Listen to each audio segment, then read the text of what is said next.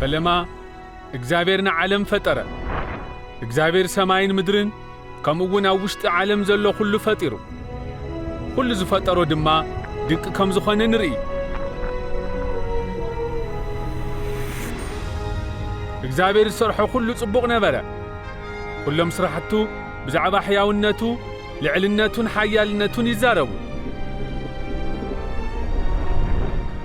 እግዚአብሔር እጽዋትን እንስሳትን በብዓይነቶም ፈጠረ ካብኡ ኸዓ ካብ ሓመድ እቲ ናይ መጀመርታ ሰብ ፈጠረ በፍንጭኡ ድማ እፍ በለሉ ሕይወት ዘለዎ ኸዓ ኾነ እቲ ናይ መጀመርታ ሰብ ድማ ኣዳም ኢሉ ሰመዮ ካብኡ ንኣዳም እትሕግዞ ብፅኢቱ ንክትኸውን እግዚአብሔር ሰበይቲ ፈጠረ ሽማ ኸዓ ሔዋን ነበረ እግዚአብሔር ሰብኣይን ሰበይትን ፈጠረ በኣምሳሉ ፈጠረ ምስኡ ዘሐጉስን ጽቡቕ ሕብረትን ነበረው ኣብ ቅድሚኡ ገነት ኣብ ዝበሃል ቦታ ብተሐጓስ ነበሩ ስቃይን ሞትን ድማ ይነበረን እግዚአብሔር ንኣዳም ኸምዚ በሎ ብዘይካ ካብዛ ሓንቲ ፍረ እዚኣ ካብ ኩሎም ፍረታት ብላዕ እንድሕር ካብዛ ፍረ ኦም በሊዕኻ ግን ክትመውት ኢኻ ሓደ መዓልቲ ግን ሰይጣን ንሔዋን ፈተና ንሳ ካብታ እግዚአብሔር ከይትበልዑ ዝበላ ፍረ ወሲዳ በልዐት ሰብኣያ እውን በልዐ ሽዑ ንሽዑ ምስ እግዚአብሔር ዝነበሮም ርክብ ተቋረጸ እግዚአብሔር ቅዱስ ስለ ዝኾነ ኃጢአተኛታት ንሱ ኣብ ዘለዎ ክነብሮ ይኽእሉን ስለዚ እግዚአብሔር ኣዳምን ሔዋንን ካብ ገነት ሰጎጎም ንእግዚአብሔር በዘይ ምእዛዞም ድማ ብሕፍረት ተሳቀዩ ካብዚ ዝተልዓለ ድማ ኣዳምን ሔዋንን ከምኡውን ደቆምን ስቃይን ሞትን ረኸቡ እግዚአብሔር ግን ንደቂ ሰባት ምፍታው ቀጸለሉ ክምልሶምን ምስኡ ክነብሩን ድማ መንገዲ ኣዳለወ ኣብ ቅዱሳን መጻሕፍቲ እግዚአብሔር ደቂ ሰባት ካብ ኃጢአቶም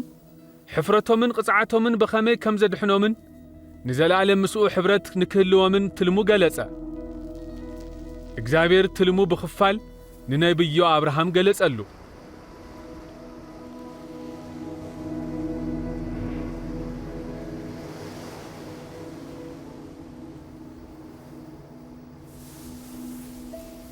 አብርሃም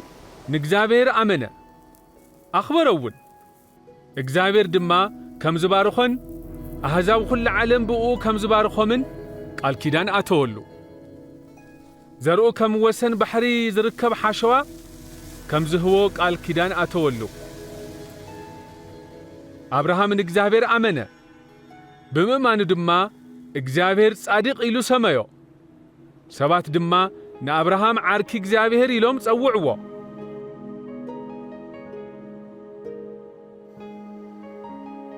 ሓደ መዓልቲ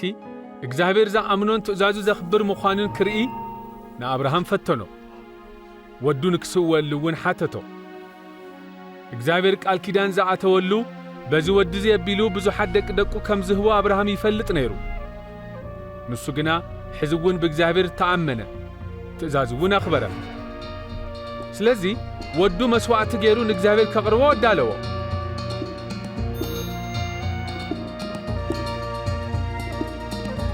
አብርሃም ካርኦ አልዓለ እግዚአብሔር ግና አብርሃም እቲ ቆልዓ ከይትትንክፎ ከም እትፈርሐንን ከም እትእዘዝን ድልው ምዃንኻ ፈሊጥ ኣለኹ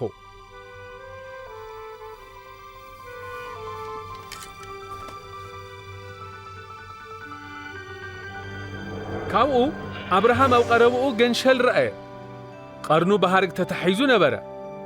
አብርሃም እቲ እግዚአብሔር ዝሃቦ ገንሸል ወሲዱ ኣብ ክንዲ ወዱ መስዋዕቲ ገበሮ ኣብ ክንዲ ወዲ አብርሃም እግዚአብሔር መስዋዕቲ ዝኸውን በጊዕ እንትህብ ከሎ እግዚአብሔር እንደቂ ሰባት ዘለዎ ዓብይ ፍቕሪ ረአየ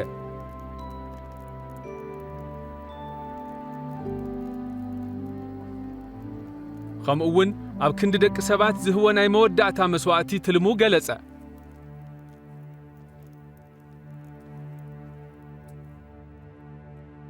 ቅድሚ ብዙሕ ዘበን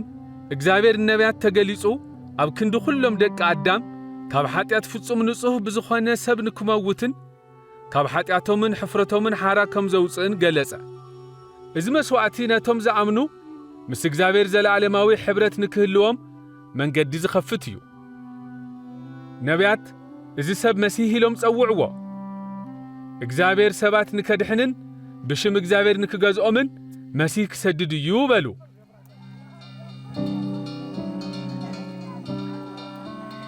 ቅድሚ ምምጽኡ ቅድሚ ሚእትታት ዓማውቲ ኣቐዲሞም ነቢያት ብዛዕባ እቲ መሲሕ ዝሰርሖምን ዘጋጥምዎ ነገራትን ትንቢት ተናገሩ። ዳዊት ዝተባሃለ ነቢይ እቲ መሲሕ እግዚአብሔር ንስኻ ወደይ ኢኻ ኢሉ ተዛረበ። ወለደ እግዚአብሔር ዝብል ሹመት እቲ መሲሕ ምስ እግዚአብሔር ርክብን ከም መድሕንን ንጉስን ዘለዎ ግደን ዝገልጽ እዩ። ኢሳይያስ ዝተባሃለ ነቢይ ድማ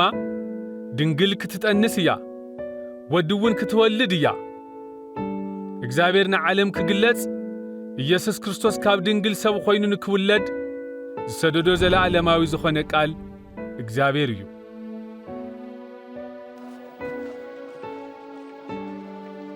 ከምኡውን ነቢያት መሲሕ ኣብ ቤተልሔም ከም ዝውለድ ጽሒፎም ናብ ኢየሩሳሌም ከም ንጉሶም እውን ከም ዝኣቱ ተንብዮም ከምኡውን ን30 ቅርሺ ኢሉ ካብቶም ፈተውቱ ሓደ ከም ዝኽሕዶ ተናገሩ። እቶም ነቢያት እቲ መሲሕ ነፍሱ መስዋዕቲ ከም ዝህብ ተዛረቡ። እቶም ነቢያት እቲ መሲሕ ወዲ ሰብ በልዎ። ናብ እግዚአብሔር ዘለዎ ናይ ክብሪ ቦታ ከም ዝኣትውን እግዚአብሔር ድማ ኣብ ልዕሊ ኩለን ዓለማት ንዘለዓለም ስልጣን ከም ዝህቦን ተናገሩ።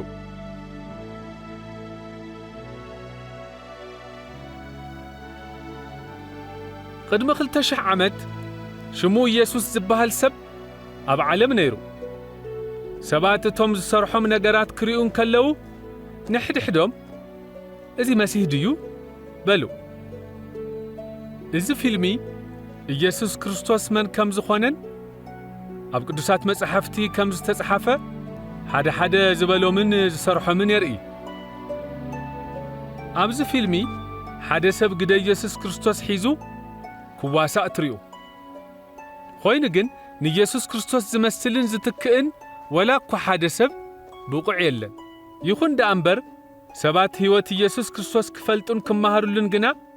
እዚ ፊልም እዚ ተሰሪሑ።